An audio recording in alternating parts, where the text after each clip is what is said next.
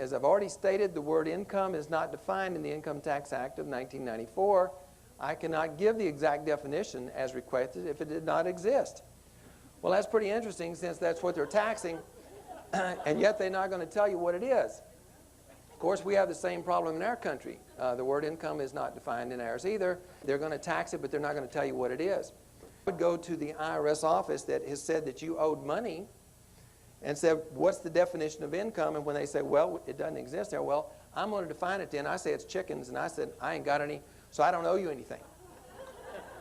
Now, if you do that, now think about this, if you do that, they're going to have to tell you it's not chickens. But they didn't define it, so how can they tell you it's not chickens? They can't tell you it's not anything if they didn't define it. So they got to define it in order to tell you it's not something. See? But that's just if you want to have fun with them. You might get the same answer this Mr. Clayton did on it. He asked, how, when, and where did I become a taxpayer? The department holds no specific records as to how a person becomes a taxpayer. Now catch that one. They don't have any records to show how anybody becomes one. Get the next sentence. There are no specific documents or forms as such held by the department that states that any person is a taxpayer. And it says accordingly, there are no specific records held by the department that states when a person becomes one. Look, I'm asking exactly the same question, and I want exactly the same answer. This letter with my name on it. All right? Now, how's he not going to give it to you? Because if he gave it to this other guy and he won't give it to you, that's discrimination. There's discrimination laws, you know. They can't discriminate against you. You're asking exactly the same question. You want exactly the same answer. All right? So give it to me. The guy that wrote this is part of the legal department of the IRD. All right? So anyway, ask the question of the IRS. How, when, and where did I become a taxpayer? This is where the money is supposed to go. It says the income tax is imposed, and it says subject to this act there shall be levied and paid for the use of the crown for the year commencing 1st April of each year, a tax in this act referred to as income tax.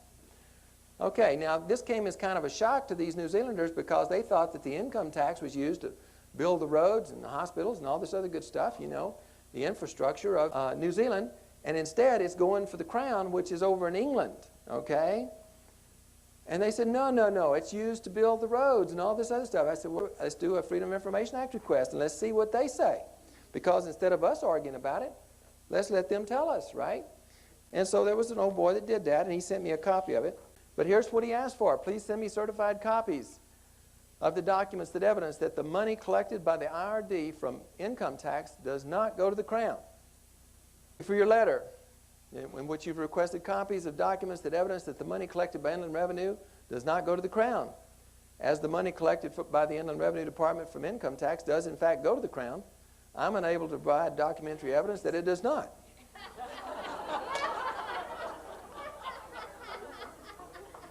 These people are in a state of shock because, yeah, that's where it's going. I said, well, it can't go anywhere else because the law was very specific. See, their original law was 1908, ordinary expenses of His Majesty, you know, the daily expenses. That's what the income tax was originally for. It's never been changed. And so as late as 1994, which was the latest one they had, it still said the same thing, didn't it? Still going to the Crown, okay, because the Queen needs money, all right? So that's where it's going. So instead of doing anything for New Zealand at all, it's going to the Queen. Now this was only after this guy Doug Cameron threatened to sue him if they didn't give it to him. All right? And Freedom of Information Act request, first of all, they told him the same thing that New Zealand just found out. The term income is not defined in their act, so we have no idea what they're taxing. But down here to the second part, it says, with regards to the creation of the Australian Taxation Office, I was able to ascertain that the ATO was created as a branch of the Commonwealth Public Service by an executive instrument in 1973. Well, now we know what document created them, right? Now then, remember, this is written by R.J. Tompkins, who is the lawyer for the ATO. He says, an extensive search of the ATO library and records management system failed to identify any document relevant to this part of your request. Similarly, inquiries to the Commissioner's Office, People and Structures Branch, the Delegations and Authorities Officer, and the Parliamentary Business Unit did not identify any document.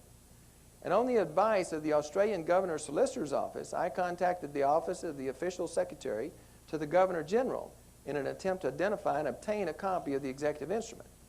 This office referred me to the Federal Executive Council, who then suggested I contact the Australian Archives.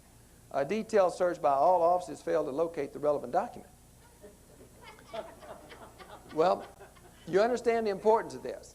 The importance of this is, if they can't find the document that shows they legally exist, see, that's the real relevant part of it. So what Doug did, since this guy says, I can't give it to you, he appealed it. And so the appeals officer wrote him back. And here's what he said. It says in its decision, Mr. Wallace, now Mr. Wallace was actually writing on Mr. Tompkins' behalf on the first letter. Mr. Wallace outlined the extent of his search in attempting to locate this document. I've made my own inquiries along the same lines as the previous one undertaken. I also cannot locate the document. All right? So now the appeals officer can't locate it. So there's two that can't locate it, and they're both from the legal department. You know. And they just happen to have a bankruptcy case going on.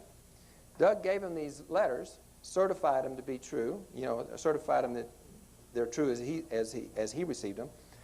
And they used them in the bankruptcy case. And they said, wait a minute, the ATO is saying that they're a creditor and that this person owes them money, but they can't show they legally exist. And if they can't show they don't legally exist, then they can't be a creditor.